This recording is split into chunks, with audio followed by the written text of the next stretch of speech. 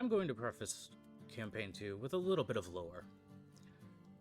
Long ago, when the Shadowbound Legion was at the peak of its power, the original four, Mordrak the Unyielding, Seraphel the Withering, Aloria the Plaguebearer, and Theraval the Reaper, set their sights on a conquest unlike any before.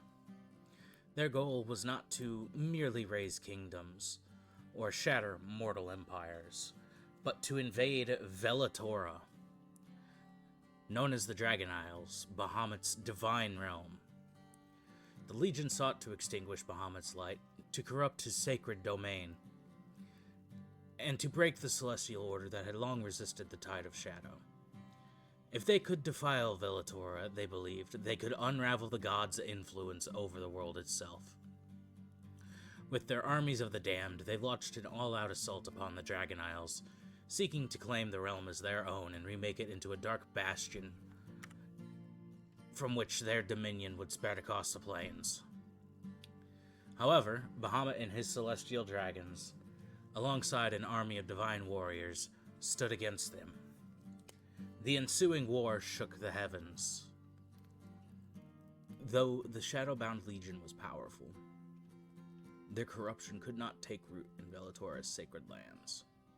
Bahamut, with the aid of his Platinum Court, struck down the original four, shattering their mortal and immortal forms alike. Their dark essence was cast from Velatora, and their spirits were cursed to never again fully take shape until they could succeed where they had once failed. The curse...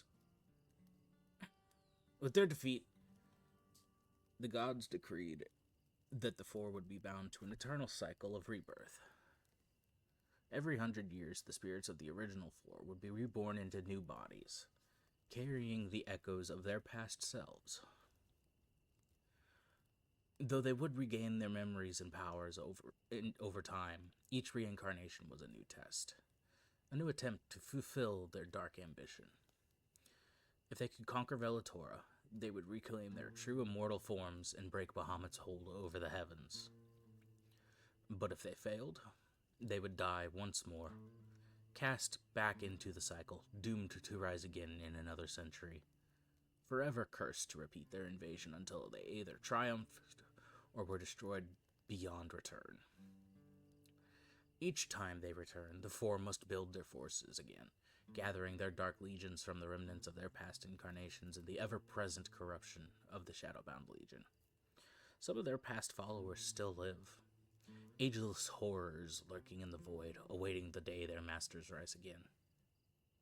Others must be drawn anew, mortals tempted, deceived, or broken into servitude. The reincarnations are not always identical to their past forms. Some emerge in new races, others find themselves reborn with altered powers, reflecting the passage of time and the shifting nature of fate. But at their core, they are always the same. Harbingers of the apocalypse, seeking to fulfill their dark destiny. It has been nearly 100 years since their last attempt. The celestial wards placed by Bahamut's followers are weakening. The world has changed, and the Shadowbound Legion stirs once more. In hidden sanctuaries, dark omens foretell their return, and their ancient servants whisper of the coming reckoning. This cycle may be their final chance, or their greatest failure. The question remains, will they succeed, or will the Dragon Isles remain beyond their grasp for another age? The war for Velatora looms once again. The Legion was once the most feared force in the mortal realm, its might forged in the crucible of conquest and bloodshed. Led by the original four, they sought not just dominion over the living, but subjugation of the gods themselves. Their ambition led them to Velatora, where they sought to claim the divine power of the Platinum Dragon and shatter the last bastion of celestial order. But the gods do not fall so easily. When the Legion launched its invasion, they underestimated his champions. The celestial legions, his dragonkind servants, and the sheer divine might of the sacred lands of Velatora.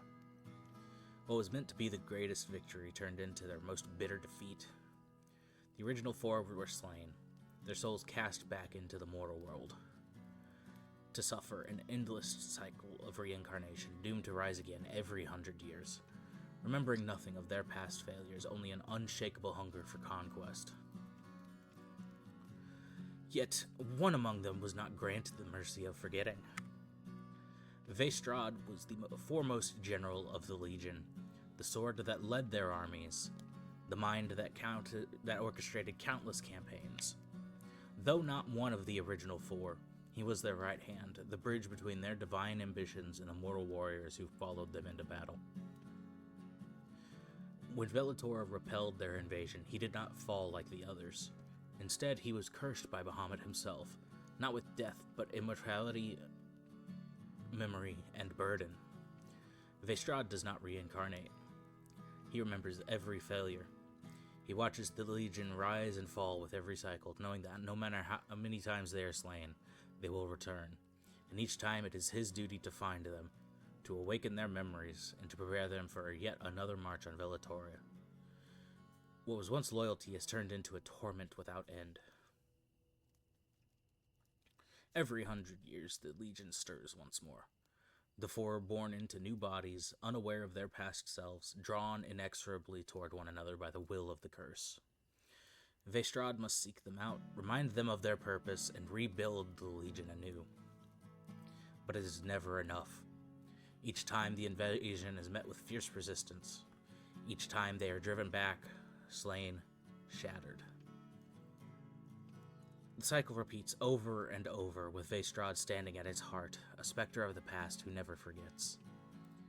He has watched friends and comrades die, reborn only to fall again. He has tried to change tactics, to break the cycle, but the curse is unyielding. It drags them towards Velatora, forcing them to repeat the past, no matter how much they try to forge a different future. And so, Vestrad marches on, a general with no end to his war, a soldier with no end to his duty. Deep in the mist-shrouded seas, lost to time, lies Zarathia, the island that once served as the seat of the power for the Legion. It was here that their might was forged, where the original four first carved their names into history, and where Vestrad was cursed with his immortality. After the failed invasion, Bahamut's wrath sank the island beneath the waves, burying its fortresses and citadels beneath the ocean's abyss.